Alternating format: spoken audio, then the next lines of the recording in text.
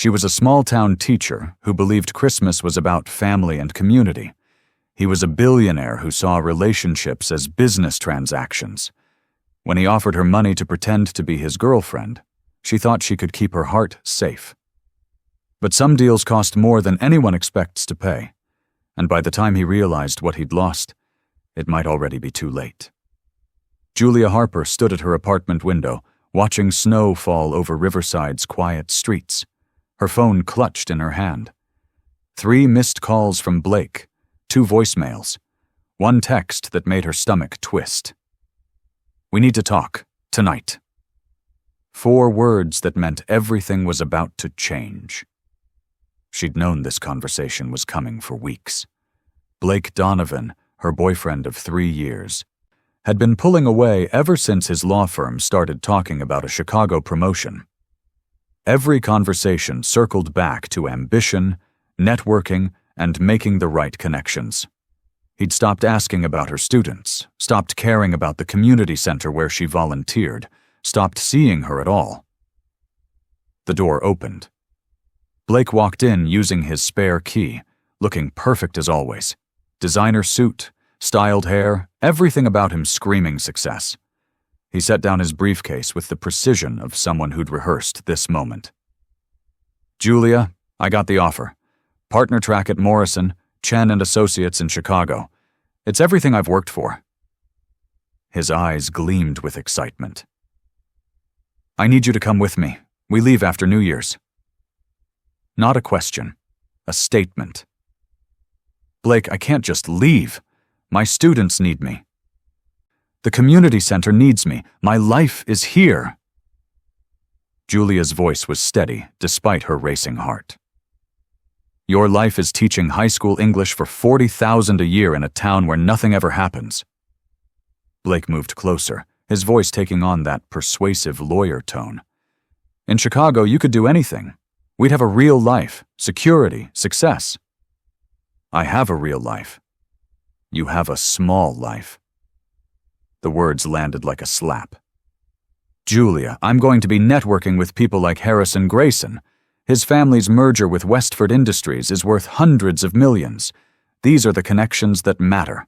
This is the world I'm entering, and I need someone who understands that." Julia felt something inside her crack. "You need someone who'll smile at galas and make you look good at cocktail parties. Someone who measures success in dollar signs. I need someone who wants more than this." Blake gestured around her modest apartment with dismissal. "But if you can't be that person, there are plenty of women in Chicago who understand ambition." The ultimatum hung between them like smoke. Julia looked at the man she'd spent 3 years with and realized she barely recognized him. Or maybe she'd never really seen him at all. "Then I hope you find one," Julia said quietly. "Goodbye, Blake." His face cycled through surprise and anger before settling on something like relief.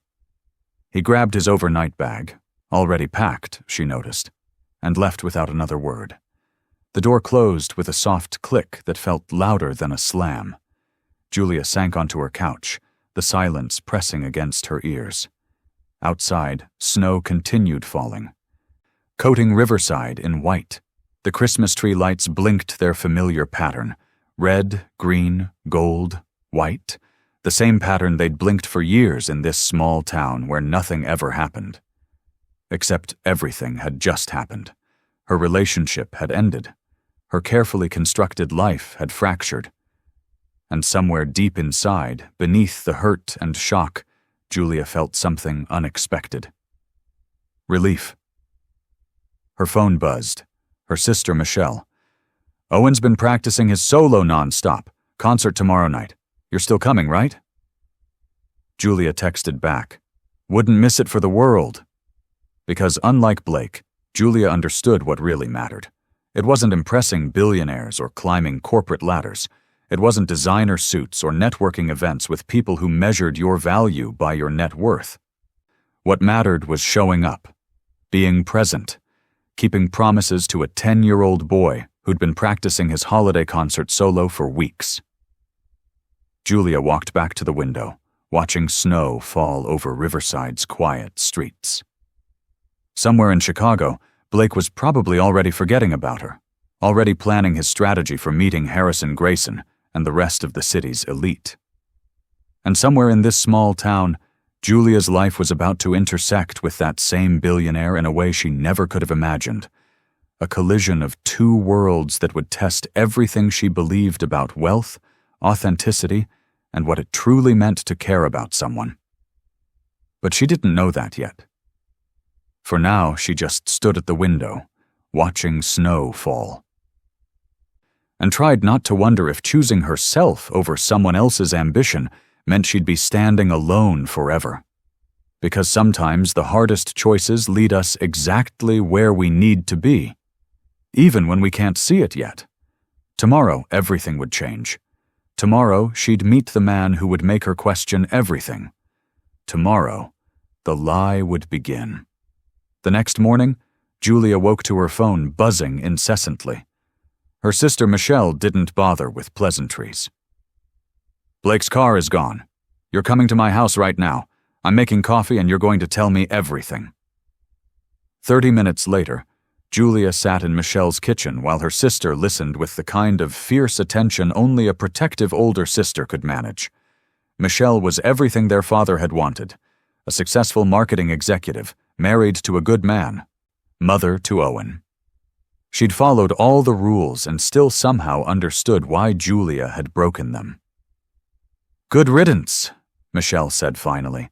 "You deserve someone who sees you, not someone who wants to reshape you into a corporate accessory." "Dad's going to be disappointed." "Again." "Dad measures success in paychecks. You measure it in changed lives."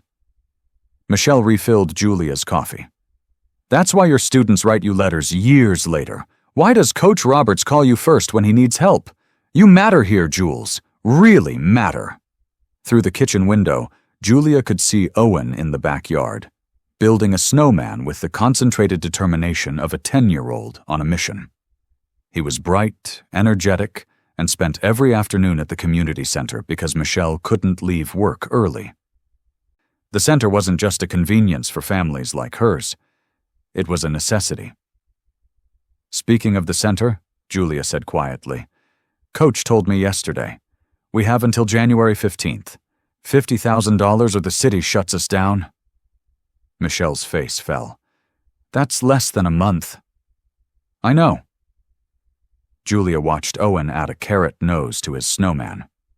"All those kids with nowhere to go. Sophie Martinez, whose mom works 2 jobs. Tommy Rodriguez, who finally started reading at grade level because of the tutoring program. Owen."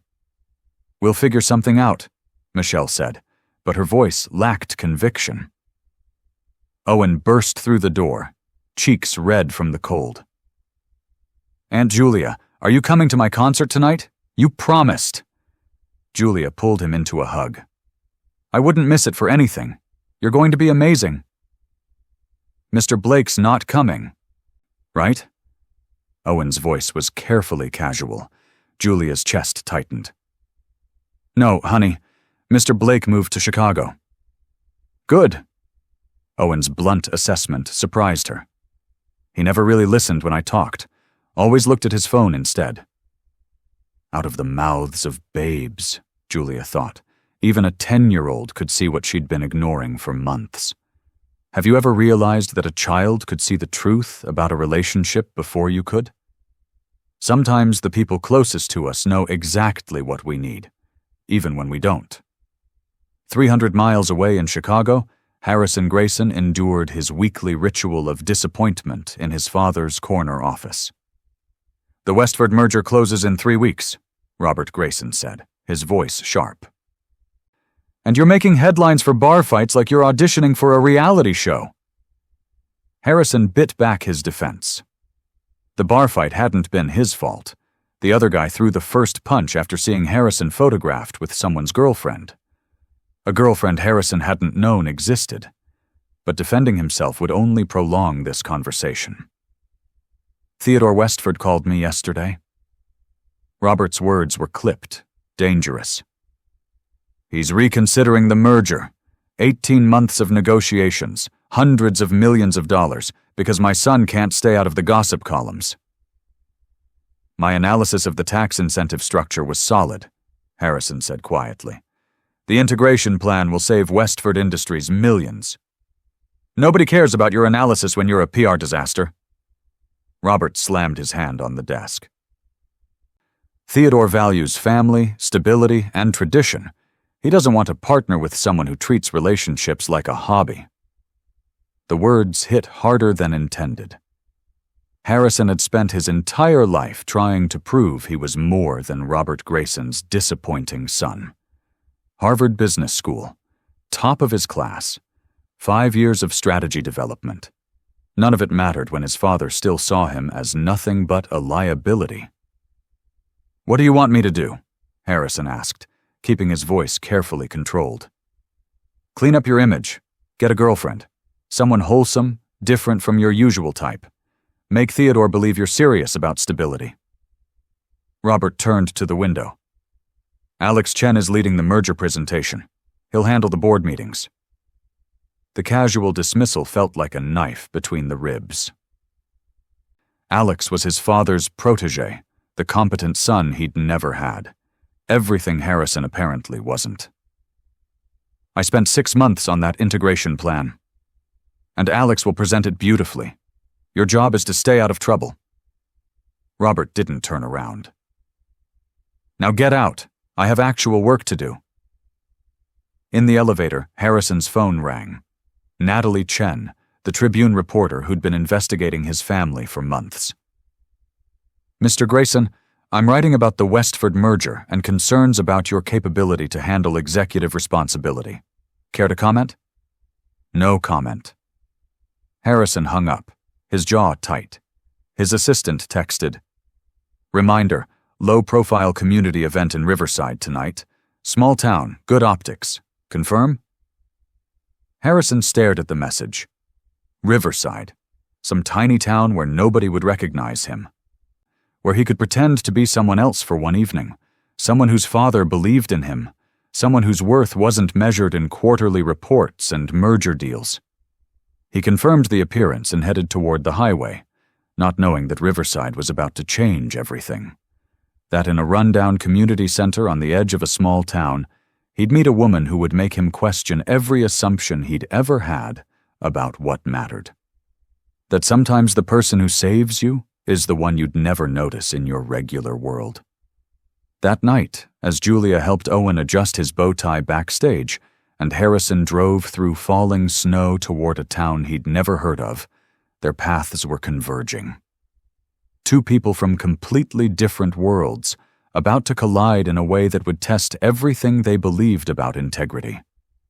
Authenticity and love.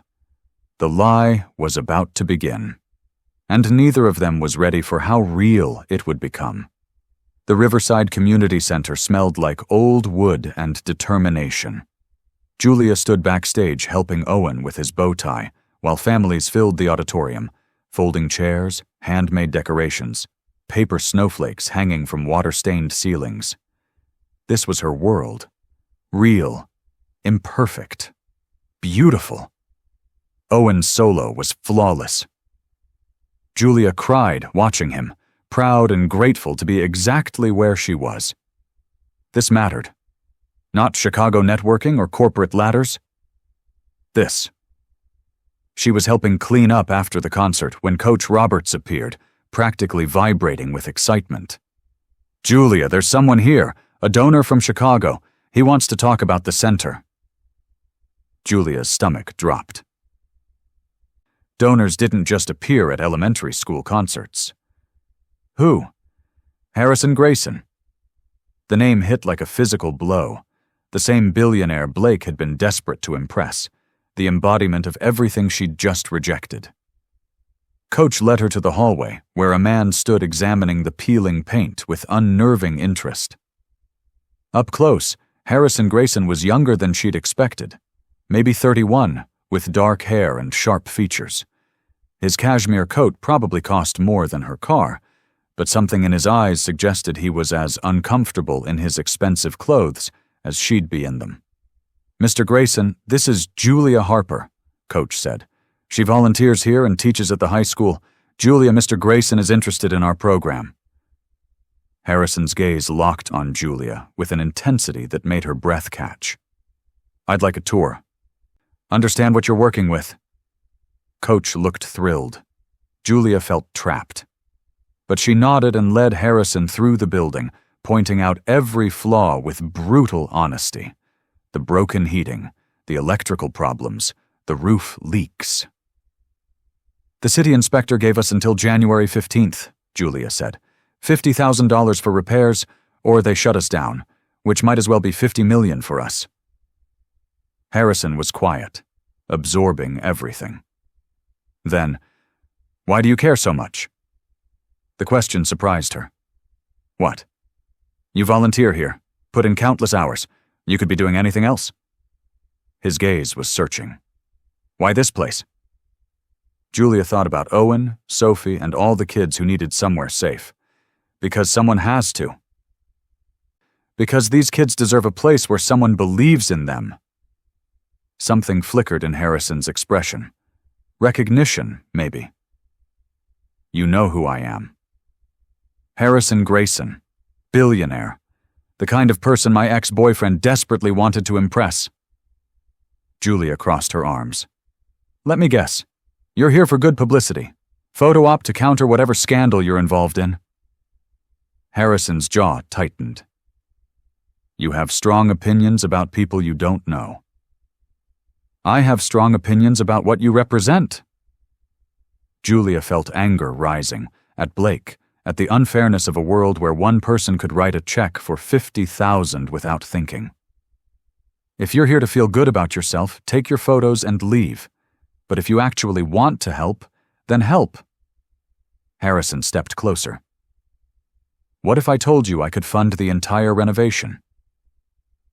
$100,000, enough for repairs, new programs, everything you need." Julia's breath caught. "Why would you do that?" "Because I need something too."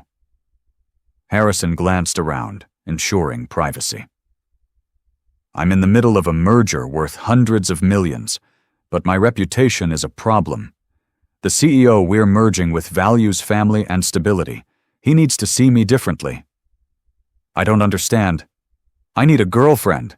Someone genuine, wholesome, completely different from my usual type." Harrison met her eyes directly. "Someone like you. 6 weeks, until New Year's, public appearances. In exchange, I fund your center." Julia laughed, sharp and disbelieving. "You want to pay me to pretend to date you?" "I want to save my career. You want to save this place. We both get what we need." "This is insane. This is business." Harrison pulled out his phone. $100,000, full renovation, new programs, everything these kids need, all for 6 weeks of public dates and some photos.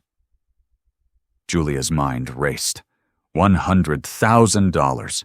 The center was saved. Owen, Sophie, Tommy, all safe. But the cost, lying to everyone, becoming everything she despised. "I can't. This goes against everything I believe in." "Does it?"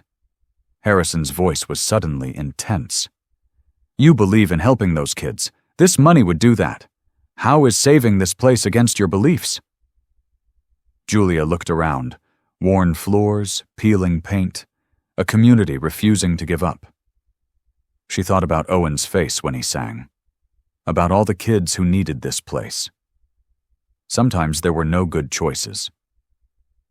Only choices you could live with.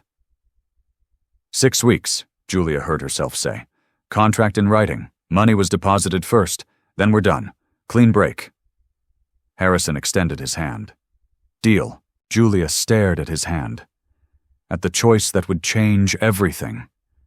Then she reached out and shook it, feeling electricity jolt through her at the contact. "This has to be convincing," Harrison said, his voice rougher. "We'll need to act like we actually care about each other." "I'm a teacher," Julia said, pulling away. "I'm excellent at pretending." After he left, Julia stood alone, wondering what she'd just agreed to. 6 weeks of lies, 6 weeks that might save everything or destroy her completely. The contract arrived Monday morning via courier. Julia signed for the thick envelope at her classroom door, ignoring her students' curious stares. At lunch, she locked herself in and read through pages of legal language. Everything was there. $100,000 deposited within 48 hours. 8 public appearances over 6 weeks, social media posts suggesting a relationship, complete confidentiality. It was clinical, transactional. Somehow that made it easier. Julia signed and sent a photo to Harrison. His response came instantly. First date tomorrow, Riverside Diner, 7 p.m.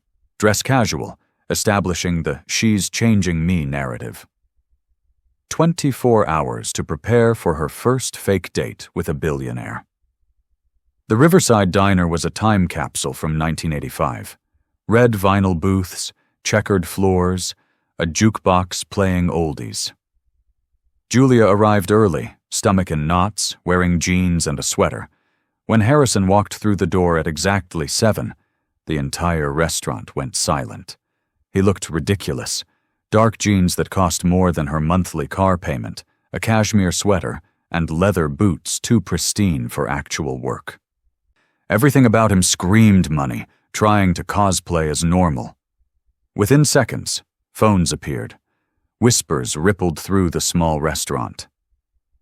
"Subtle," Julia muttered as he slid into her booth. "I'm trying," he said defensively. "This is my casual wear."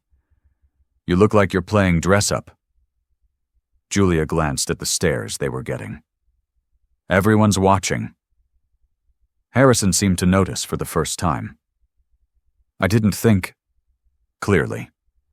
Julia forced a smile, aware of their audience. "But we're committed now. Let's give them a show." She reached across the table and took his hand. The gesture looked affectionate to observers. Harrison's fingers tensed in surprise, then relaxed, playing along. "You're good at this," he said quietly. "Teacher training. I'm excellent at pretending everything's fine when it's not." Donna. The waitress who'd served Julia since she was a teenager approached with sharp, curious eyes. "Well, well, Julia Harper with a mystery man. What can I get you, lovebirds?" Julia ordered her usual burger and fries. Harrison stared at the laminated menu like it was written in hieroglyphics. "Do you have a salad? Something with quinoa?" Donna blinked. "Honey, this is the Riverside Diner, not a health spa. We've got iceberg lettuce and ranch dressing." Harrison looked genuinely distressed. Julia bit back a laugh. "Just get the burger. Live a little. I don't usually eat red meat." "What do you eat? Imported truffle foam?" "Sometimes." At Julia's expression, he quickly added, "Fine, burger, medium." After Donna left, awkward silence settled. They were supposed to be a couple, but knew nothing about each other. "So," Harrison started, "tell me about—" "If you pull out a list of interview questions, I'm leaving." Harrison's hand froze halfway to his pocket. "How did you—" "Because you're approaching this like a business presentation. Real couples don't interview each other." Julia leaned back, studying him. "When's the last time you actually dated someone?" 8 months ago. Victoria, museum curator. It ended because she got tired of being Harrison Grayson's girlfriend instead of herself. He said it matter-of-factly, but Julia caught the loneliness beneath. "People in my position, relationships are complicated. There's always the question of motive."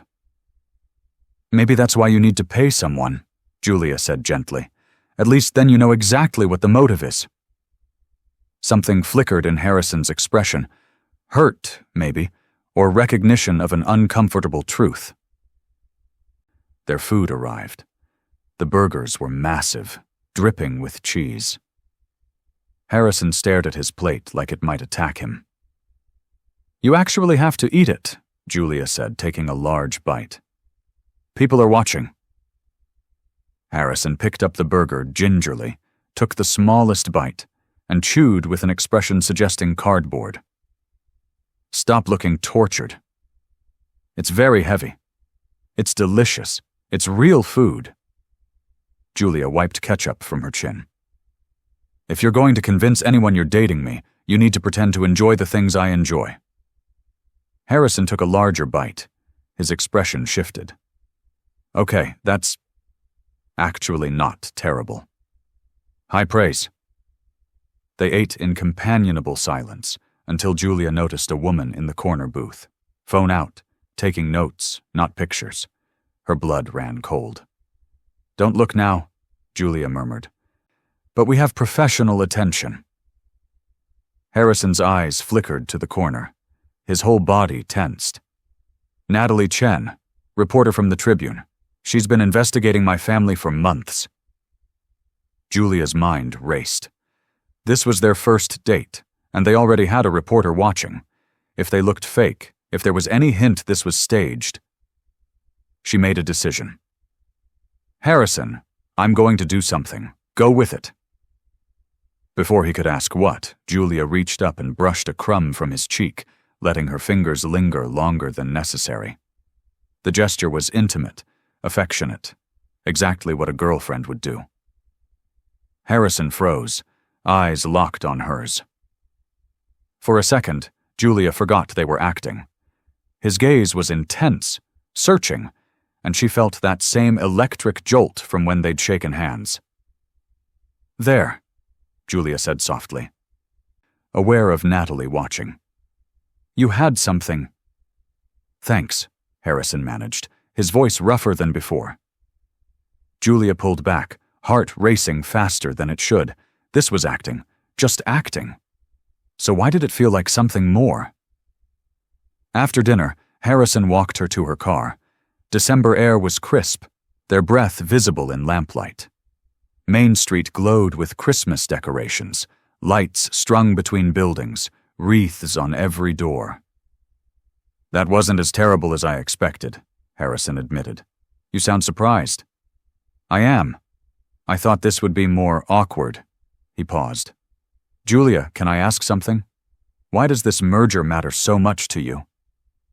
She blinked. "What? It doesn't... Not the merger. Why did you really take this deal? The money's part of it, but there's something else."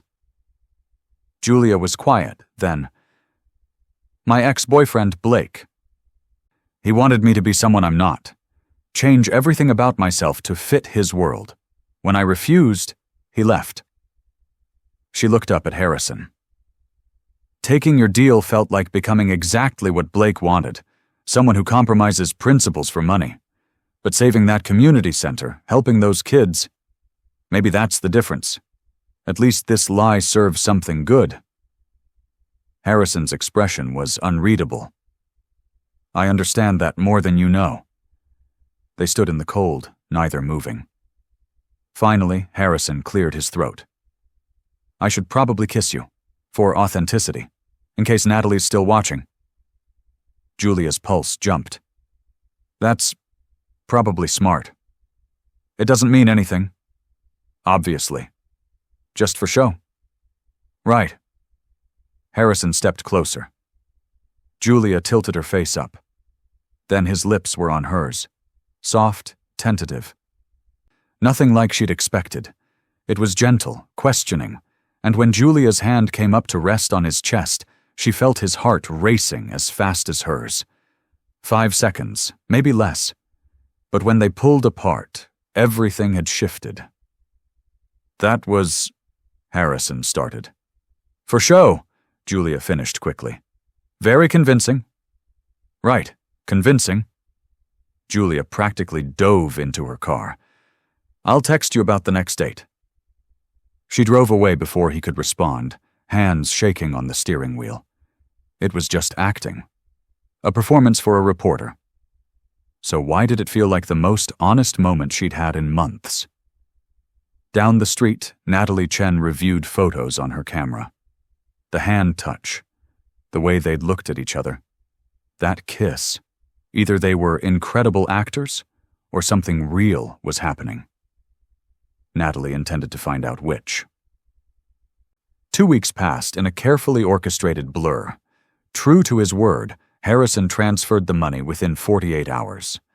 Julia watched the numbers appear in the community center's account and felt relief so strong it made her physically ill.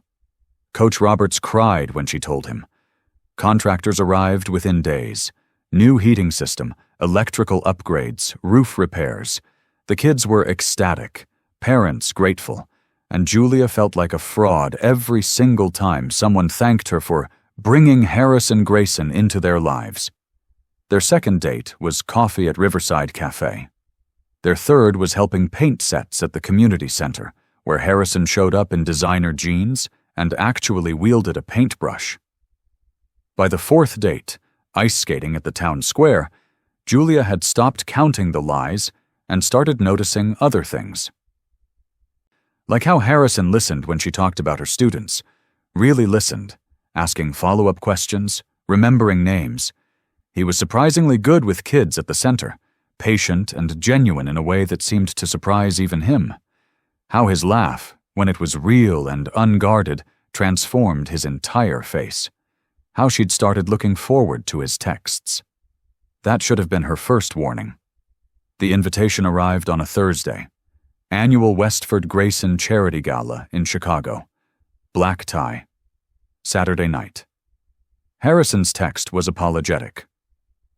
I know this isn't part of our deal, but Theodore Westford will be there. One appearance could seal the merger. I'll send a car and a stylist, please. Julia stared at the message, her stomach churning. Chicago, Harrison's world, the place Blake had chosen over her. But this was part of their arrangement, wasn't it? Public appearances to sell the relationship. She texted back, "Fine, but you owe me." Saturday evening, Julia stood in front of her mirror wearing a black cocktail dress that cost more than her monthly rent. The stylist Harrison sent had transformed her into someone she barely recognized. Elegant, polished, someone who might actually belong at a Billionaire's gala. The car ride to Chicago took 3 hours. Julia spent most of it grading papers, trying not to think about the evening ahead. But as the city skyline appeared, anxiety spiked. This wasn't her territory. Harrison met her in the Four Seasons lobby, wearing a tuxedo like he'd been born in one. When he saw her, something in his expression shifted. Surprise, appreciation, something deeper she couldn't name. "You look incredible," he said, his voice rough. "Don't get used to it. Monday I'm back in jeans." "I know." He offered his arm. "Ready?" "Absolutely not, but let's do this anyway." The gala was everything Julia expected, and worse. Hundreds of people in designer clothes, champagne flowing, conversations about stock portfolios and vacation homes. Julia felt like an imposter in her borrowed dress and borrowed life. Harrison kept his hand on her back, steering her through the crowd, introducing her to people whose names she immediately forgot. They all looked at her with barely concealed curiosity. Who was this woman who'd captured Harrison Grayson's attention? Then a booming voice cut through the crowd. "Harrison!" Robert Grayson approached, silver-haired, commanding, everything about him radiating power and judgment. Julia felt Harrison tense beside her. "Father, this is Julia Harper. Julia, my father, Robert." Robert's eyes swept over Julia with a clinical assessment. "Ms. Harper, the teacher from Riverside. I've heard interesting things." "All good, I hope," Julia said, extending her hand. His handshake was brief, dismissive. "You're very different from Harrison's usual type. How refreshing." The word carried weight. Condescension. "And convenient timing, wouldn't you say? Just as Theodore Westford expresses concerns about Harrison's stability." Julia's blood ran cold. He knew. Or suspected. Before she could respond, another man joined them. Elderly, sharp-eyed, with the bearing of someone used to being the most important person in any room. Theodore Westford. "Harrison, Introduce me to your young lady, Theodore said warmly. Theodore, this is Julia Harper. Julia Theodore Westford. Pleasure to meet you, Mr. Westford, Julia said, trying to keep her voice steady. Call me Theodore. Any woman who can civilize this one deserves a first-name basis. Theodore's eyes were kind, but shrewd. I understand you're a teacher, and you volunteer at a community center? I do, working with kids who need somewhere safe after school. Admirable. My late wife was a teacher. She always said it was the most important work anyone could do. Theodore's expression softened. Tell me, how did you and Harrison meet? Julia's mind raced. They'd prepared for this question, rehearsed the story. But standing here under Theodore's kind, knowing gaze, the lie stuck in her throat. At my nephew's holiday concert, Julia said, which was true. Harrison came to the community center, and we just connected. How romantic and unexpected. Theodore glanced at Harrison with what looked like approval. You know, Harrison, your integration plan for our merger was exceptional. Truly brilliant work. Your father showed it to me last week. Harrison blinked, surprised. He did. Best analysis I've seen in years. You have a gift for strategy. Theodore's voice was genuine. I'm looking forward to working with someone who actually understands the business, not just the politics. Robert's expression tightened. Clearly, this wasn't the response he'd expected. A woman in a red dress appeared at Julia's elbow. Sharp eyes, calculating smile. Natalie Chen. Ms. Harper, what a surprise to see you here. Quite a leap from small-town concerts to Chicago galas. Natalie's voice was pleasant, dangerous. I'd love to get your thoughts on Harrison's remarkable transformation. For my article. Julia's heart hammered. I don't have anything to say to you. Really? Because I've been digging into some interesting details. The timing of Harrison's donation to your community center, the sudden relationship, the convenient image rehabilitation right before a major merger. Natalie stepped closer, voice dropping. I know this is an arrangement, Ms. Harper. I just need one source to confirm it. One person to go on record. You don't know anything, Julia said, but her voice shook. Don't I? Natalie smiled. I'll be in touch. She walked away, leaving Julia feeling exposed and terrified. Harrison's hand found hers, squeezing gently. We need to talk, he whispered. Privately. They escaped to a balcony overlooking the city. Snow was falling, coating Chicago in white. Julia wrapped her arms around herself, suddenly freezing despite her coat. She's going to expose us, Julia said. Everything we've done, the arrangement, the lies. I know. Harrison ran his hand through his hair. But Julia, there's something I need to tell you. Something I should have said before. What? Harrison turned to face her fully. This isn't fake for me anymore. Maybe it never was. These past 2 weeks, getting to know you, seeing your world, the way you care about people. His voice was raw, honest. I'm falling for you. Actually falling for you. And that terrifies me because you deserve someone real, not someone who paid you to pretend. Julia took a breath, stepping into the room. Mr. Westford, Harrison told you the truth today about our arrangement. He was right to do that. But what he probably didn't tell you is that the arrangement stopped being fake about 2 weeks in. Harrison's eyes widened. Julia, let me finish. She looked at Theodore. Yes, we started as a business deal. Harrison needed image rehabilitation, and I needed money for a community center. But somewhere in the middle of pretending, we stopped pretending. I fell in love with him. The real him. The man who connected with my students about Shakespeare. Who showed up at the community center not for photos but to actually help. Who questioned his own priorities and dared to change. That's touching, Theodore said, not unkindly. But it doesn't change the fact that this relationship was built on deception. You're right, it was. And we're both paying the price. Julia moved closer to the conference table. But Mr. Westford, I've learned something these past few weeks. Sometimes good people make bad choices for the right reasons. What matters isn't the mistake, it's what you do after. Do you keep lying? Do you double down? Or do you have the courage to admit you were wrong and try to make it right? She turned to Harrison. Harrison stood in front of reporters this morning and destroyed his own reputation to tell the truth. He knew it might cost him this merger, his father's respect, his career.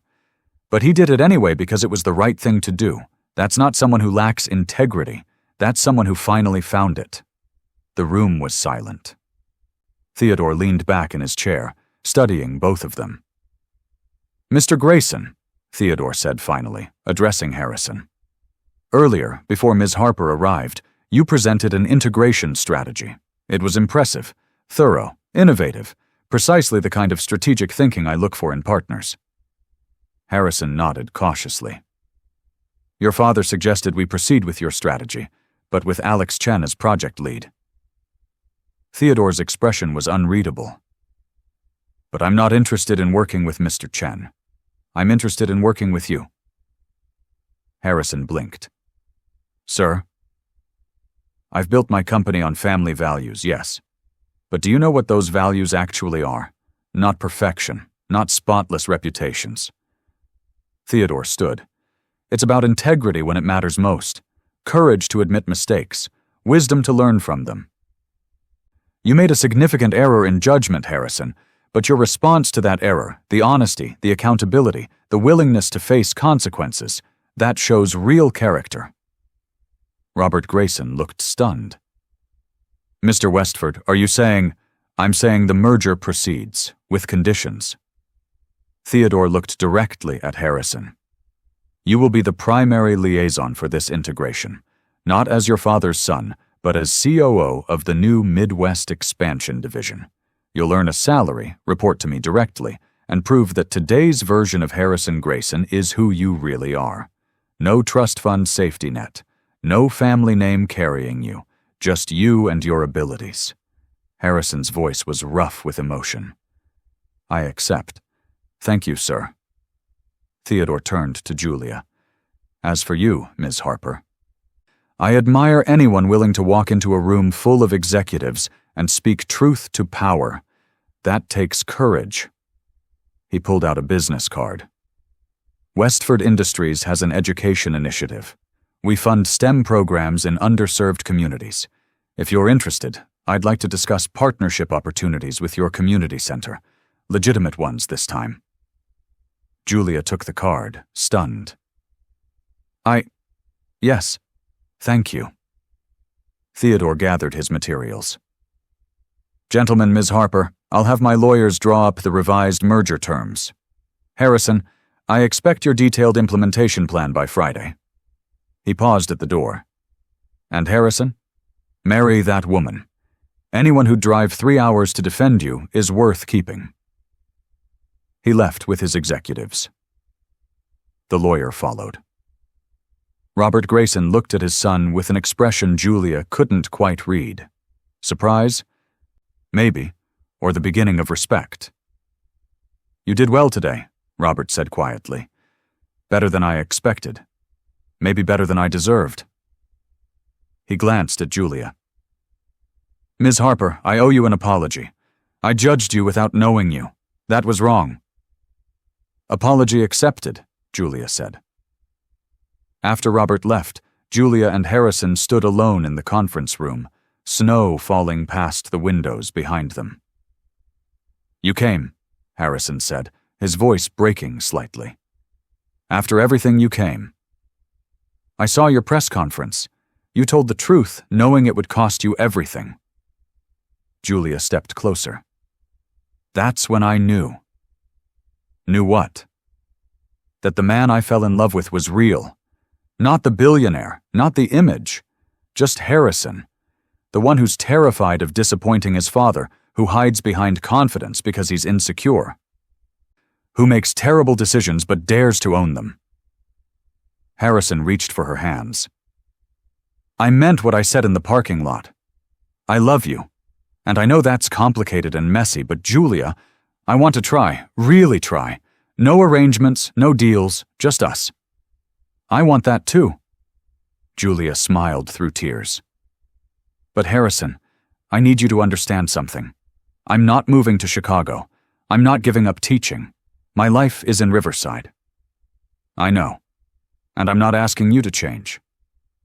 Harrison pulled her closer. I can work remotely, come to Riverside on weekends. We'll figure out how to make our worlds fit together. That sounds complicated. Probably, but you're worth complicated. Harrison cupped her face gently. You're worth everything. He kissed her then. A real kiss, not for cameras or reporters. Just them, finally honest.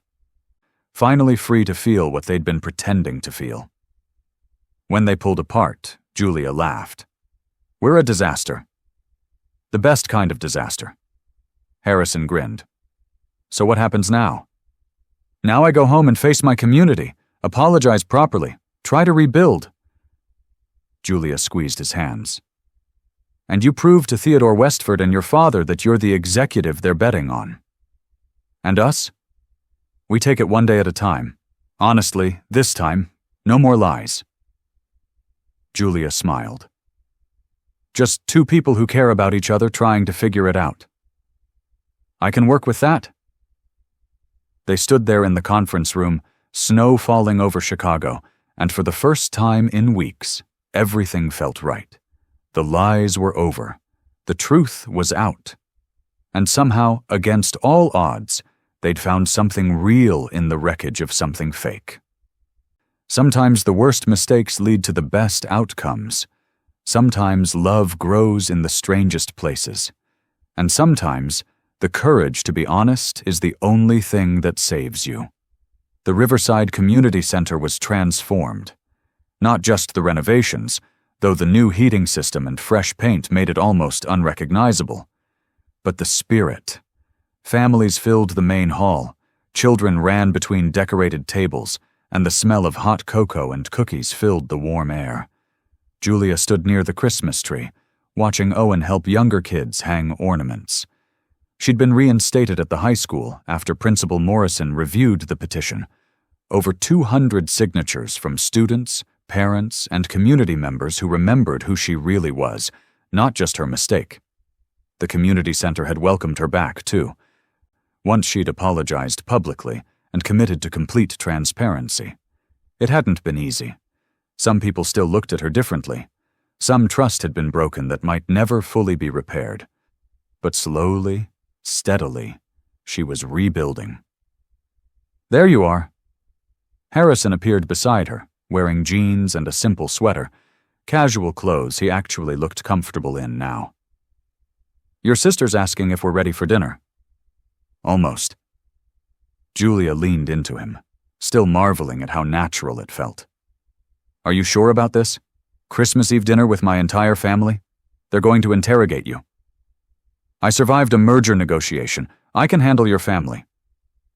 Harrison kissed the top of her head. Besides, Owen already gave me his approval. He said I'm way better than that Blake guy. Julia laughed. High praise. They watched the community celebration together. Children playing, families laughing, a community that had struggled but refused to give up. This was real, messy and complicated and imperfect, but real. Hey, Harrison said softly, I have something for you. He pulled out a small box. Julia's heart jumped. Harrison, it's not that, not yet. He opened it to reveal a simple silver necklace with a small charm, a book, and a heart intertwined. I wanted to give you something to remember that even when we get things wrong, if our intentions are good, and we're willing to make them right, we can build something beautiful. Julia felt tears prick her eyes as he fastened the necklace around her neck. It's perfect. You're perfect. Well, perfectly imperfect. Harrison smiled. Which is actually perfect. You're rambling. I am. He pulled her close. I love you anyway. I love you too, even when you make me drag you to diners and school concerts. Especially then. Coach Roberts appeared, clapping Harrison on the shoulder. "Harrison, the kids are asking about those basketball plays you promised to teach them. You coming?" "That's my cue." Harrison looked at Julia, who smiled innocently. "This is my life now. Community center basketball coach." As he walked away with Coach Roberts, Julia heard his laugh. Genuine, unguarded, free. This was Harrison without the armor, without the pressure to be perfect or prove himself. Just him. Michelle joined Julia by the tree. "He's good for you. You're glowing." "I'm happy," Julia admitted. Genuinely. Surprisingly happy. Even after everything? Especially after everything. Julia watched Harrison attempt to demonstrate a layup while surrounded by laughing children. "We went through fire, Michelle. We made mistakes, we hurt people, and we faced consequences. But we came out better, more honest, more real. That's what real love looks like," Michelle said. "Not perfect, but willing to do the work." The community center doors opened, and snow blew in with more families arriving for the celebration. Christmas tree lights twinkled, children sang carols slightly off-key, and somewhere in the chaos, Julia heard Harrison's laugh again. Theodore Westford's education initiative had partnered with the center, providing funding for new STEM programs. Julia had been asked to help design the curriculum, a role that let her impact even more kids. Harrison split his time between Chicago and Riverside, working remotely when he could, proving to Theodore that he was exactly the executive the company needed. Their relationship wasn't easy. Long distance never was. But they made it work because they chose to, every single day. Julia touched the necklace at her throat and smiled. "Looking back on your own journey, have you discovered that your biggest mistakes led to your greatest growth? Sometimes the wrong turns lead us exactly where we need to be, if we dare to face the truth and make things right." This was home. Not a place, but a feeling. The warmth of community, the joy of second chances, the courage to love imperfectly but honestly. Sometimes the best stories start with the worst decisions. Sometimes you had to lose everything to find what really mattered. And sometimes, just sometimes, fake arrangements became real love, messy and complicated and worth every moment of struggle. Outside, snow continued to fall over Riverside, covering everything in white, a fresh start, a blank page, a reminder that every ending was also a beginning. Inside the community center, surrounded by laughter and love and the promise of tomorrow, Julia Harper and Harrison Grayson celebrated not the perfect Christmas, but the real one, the honest one, the one they'd fought for and earned through mistakes and redemption. And as Harrison caught her eye across the room and smiled, that smile that was just for her, unguarded and genuine, Julia knew with absolute certainty that some lies were worth telling if they led you to the truth. Not the truth about what you pretended to be, but the truth about who you really are. And who you could become when you finally found the courage to be honest, which was infinitely better than any fairy tale.